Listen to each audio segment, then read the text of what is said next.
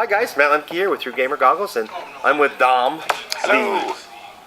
The supreme leader of Cubicle 7. He's quite possibly part Dalek. Well, Or Dalek, depending on who you are. And we're going to talk about, well, all things, oh no, that's Lord of the Rings, so we're not going to talk about all things Doctor Who. We're going to talk about all things Cubicle 7. Well, almost. excellent. Because they've had a lot of stuff happen since the last time I've got to talk to either him or John. I mean, actually, I think I talked to you before I talked to John. Yeah, I think so, Or yeah. more recently, than, grammar. Yeah. It's been a couple years, and they've had a lot of cool things happen. They've done a lot of stuff with Lord of the Rings. In fact, yeah, they've done a lot with Lord of the Rings. Obviously, they do a lot with Doctor Who, and they've got a lot of stuff on the horizon, I'm sure. Oh, yes. Like, you got a board game coming, too, don't you? We've got Dungeon Abbey, The Shooting Party, and Giftmas, which are two separate ones. They're kind of Downton Abbey meets the Addams Family. Yeah. Yeah. So it's kind of... I don't really know how to explain it, but it's kind of like, the concept of gloomy Munchkin art Yeah. meets the Addams Family. Yeah, I think that's a good gaming reference. It's a lot of fun. They've had great fun developing those ones. I had a lot of fun listening to him describe it a couple times. Excellent. Yes, but so where do you want to start? Should we start with Warhammer? Oh, okay. We haven't got it on the table. No, we don't, because it's not out yet. There's nothing out yet. But we announced that a month ago. That's all anybody's heard, too. Yeah, absolutely. So we've got Warhammer Fantasy Roleplay 4th edition in the works. Takes us back to the old world, and we're taking 1st and 2nd editions as a basis for that. So if you're familiar with Warhammer Fantasy Roleplay, then great news. And that's not all. Did you hear the other one? No, not about. For next year? We are doing the Age of Sigmar role-playing game. So Warhammer Really? Age of Sigmar. Yeah, I'm really excited about that one. They've got 2 GW licenses. Yep. Nice. Yeah. No, it's we're having a whale of a time. So are you gonna use the same kind of rule set for Sigmar, or are you No, different. I think that there's different themes and different parts of that game, so I think that they need their own rule set to do them justice. I would agree with that. I don't think I've ever played 1st and 2nd edition, but I see Warhammer Fantasy Roleplay 1st edition was my first ever role-playing game. really, Yeah, and I picked it up and read it and ran it for my friends. That was very special place in my heart for that one. so he's gonna make sure it does well, Yes, absolutely. It'll be. and he's probably gonna keep the license for a long time, so don't get any ideas. I certainly hope so. No, it's very dear to me, that one. Very good. So excellent. Yeah. So. And then these are clearly very dear to you. Oh, absolutely. I mean, that's the amazing thing that everything that we do, it's all stuff I love. I think I probably. So when are you going to do your own license though, your own original stuff? We've done things like Victoriana. We've had some things we've done in the past. Oh, yeah. That's ours. And Dungeon Abbey is our own property that we're developing. So But we're like your own role playing game. I guess Victoriana is kind of. Yeah. It is. I've never had the opportunity to play it yet. But. Okay. Yeah, no, it's something that we'll do, but there's so much stuff that we love doing Now, that it's difficult to find the time for it all. The box set of Lord of the Rings that you came out with a couple years ago, or debut, I think I saw it before it was out at Alliance 2 or 3 years ago. Right. Does that tie into what's here on the table? No. So so that's a standalone. So we've got 2 different Lord of the Rings role-playing Does lines. that confuse your customers? Not too much, I think. We've taken Only the Americans. We've made sure we've taken a very different graphic design approach for them. So there's I would say that's true. Yeah, definitely. So we've got the One Ring, which is the bespoke Lord of the Rings game designed from the ground up to really capture the feel of the books. And I mean, judging what people have been saying online, that we achieved that design goal well. And there's a big One Ring following. It's done great things for us. So and it's especially I think with something that's as beloved as Lord of the Rings. When you're putting forward your take on it, there's always that element of nervousness. I suppose that's true. Does that chime with other people's take on it, and how? Yeah, but it's very true. When you get to play in somebody else's sandbox and therefore change it forever, you're taking a lot of risk. No, absolutely. You really are. Yep. But it's been fantastic. I mean, the reception has been incredible, and it's just grown and grown. Yeah, it's been really, really good, really well received. It's a beautiful product. I mean, you guys can find it on my blog, website, wherever you want to find it, YouTube. It's there.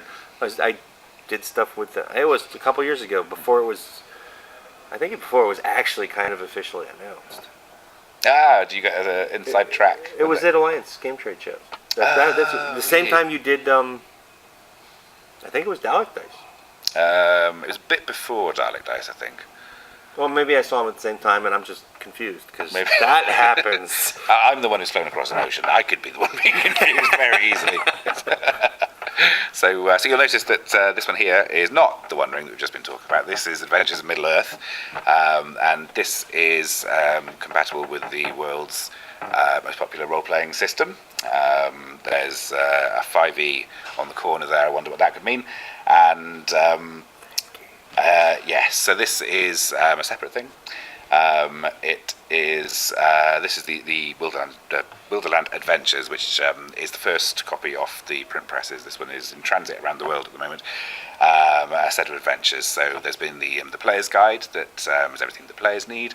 There's the Lawmaster's guide, everything the Lawmaster needs, and this one is the first set of published adventures. All right.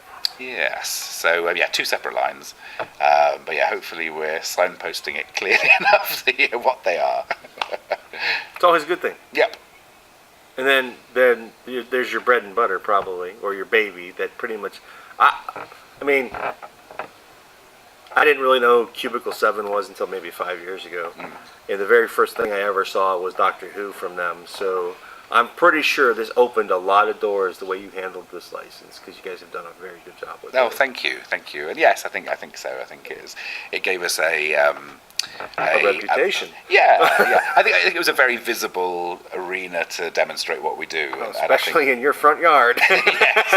Yes. Oh yeah, definitely. Well, it's a family affair anyway. Well, do you know my sister was in the Christmas Invasion when? No, I didn't know that. But, yeah, I mean, I don't think I've talked to you since I've seen that episode. so. But yeah, she played Sandra. She was in a pink dressing gown trying to stop her husband jumping off the building when the Syrinscapes were invading. What season was that? Oh, I can never remember the numerics. It was a while ago. It was the story where it was David Tennant's first story. Oh, yeah. Okay, so it dates. First of the 10th Doctor. Yeah, we watch on Netflix and Hulu, so we're a little behind. We don't get BBC, sadly. You know? But yeah, so we're a little behind. Yeah, and then my great uncle Fred, I think it is, worked on the props team that made the first Daleks. I think I'm just going to become adopted. Great games, knows how to get onto Doctor Who. Yep. It's I want to win dinner with yeah, doctors. that looks great, doesn't it? Yeah, well, that would be good. Kind of, but I'm not going to win. There's like 2 million people ahead of me. But yeah, you've done a great job, and it keeps opening the door to other things. Like you know, you've got Dalek Dice. Did you change the packaging? No. I thought the cup was different before. No, that's only one edition of that one. And that's the Push Your Luck dice game, of course. So roll lots of dice, shout exterminate, what's not to love. And then Time Clash is a card game. It's one team is playing the Daleks, one team is playing the Doctor team. It's about 2 to 4 player. And this is brand new. This just came out, right? It's a couple of months old, yeah. But, well, it's brand new in the States. Yeah. Yep, it's fantastic. Designed by Jeff Tidball, who's done the Cthulhu 500 and the Horus Heresy board game for Fantasy Flight and things like that. I mean, he's a great guy, great designer, and yeah, really pleased to be presenting that one. It's a great fun game, and it's quick as well. It kind of plays. I don't know, you play it about 5 minutes a round, and then you can do best of 3, best of 5. That's fast. Yeah, it's one of those ones where once you start, you can't stop. I mean, we would sit down for like a play to we'll just do like a quick sort of 3 or 5. And next thing you know, it's the end of the evening, and somebody's winning like 24 to 17. Yeah, it's great fun. All right.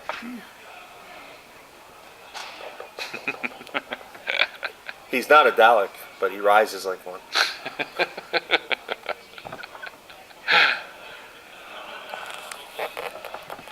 Well, this cover's not new, but it is probably changing. Anybody want to speculate with me?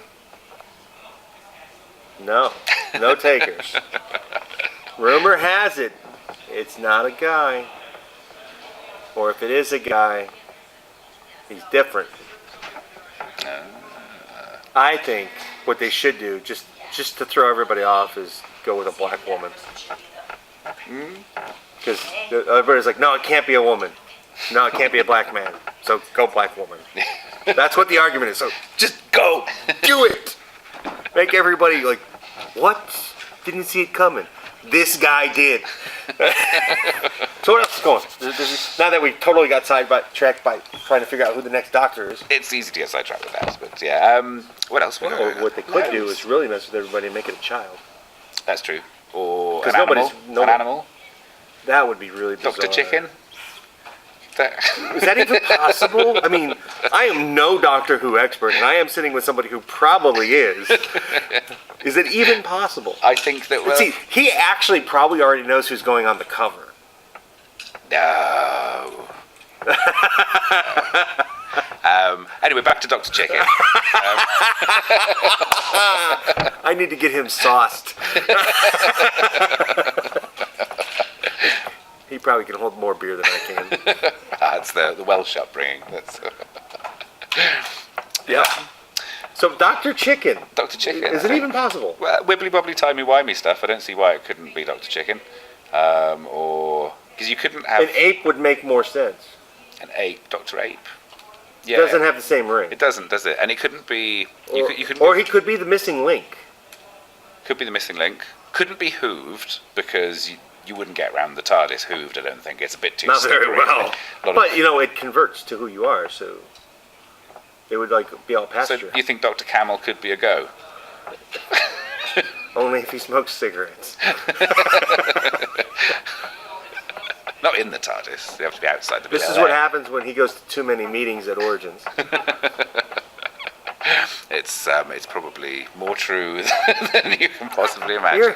You're in a good mood. You're in a really good mood. You've clearly been having fun, and that's good. Yeah. It's Origins. Origins is a great fun show. I mean, I absolutely love. Well, he is always a great guy, but he's not usually this giddy.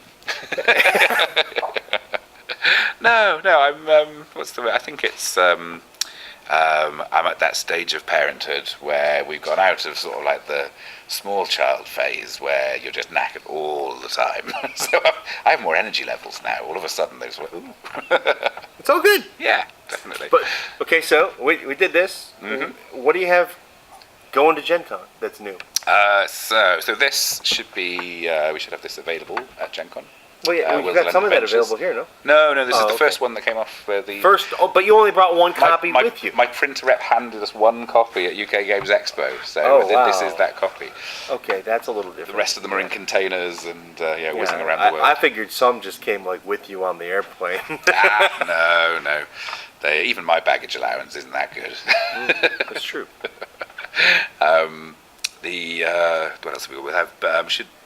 There's a chance we'll have Bree for the One Ring. Oh, nice. Yeah, that'd be good.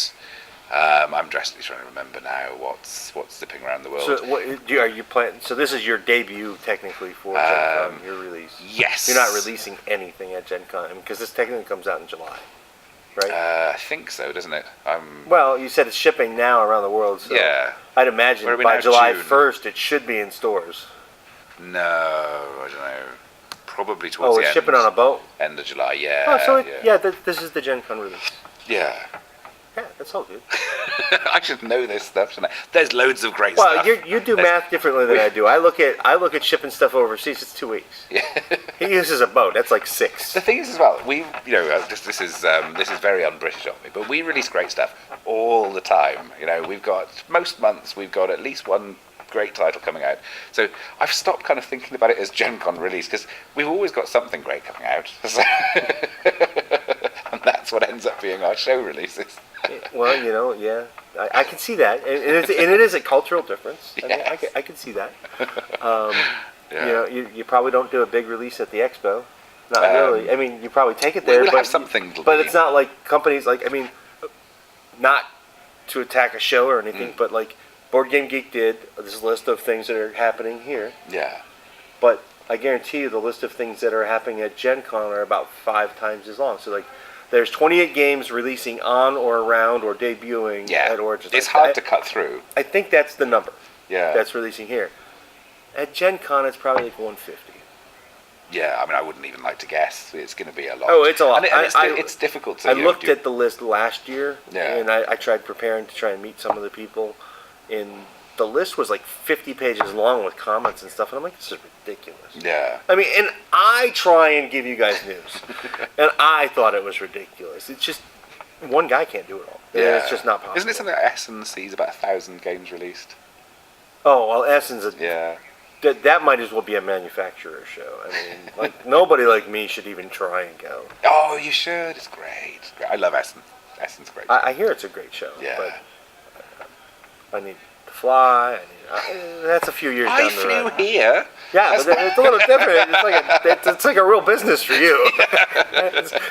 I thought about trying to make this a real business, but it's like, how do you do that? It's hard, isn't it? It's difficult to. Yeah.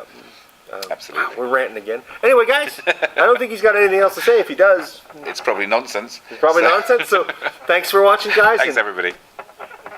We're going to get more nonsensical. Bye. Bye.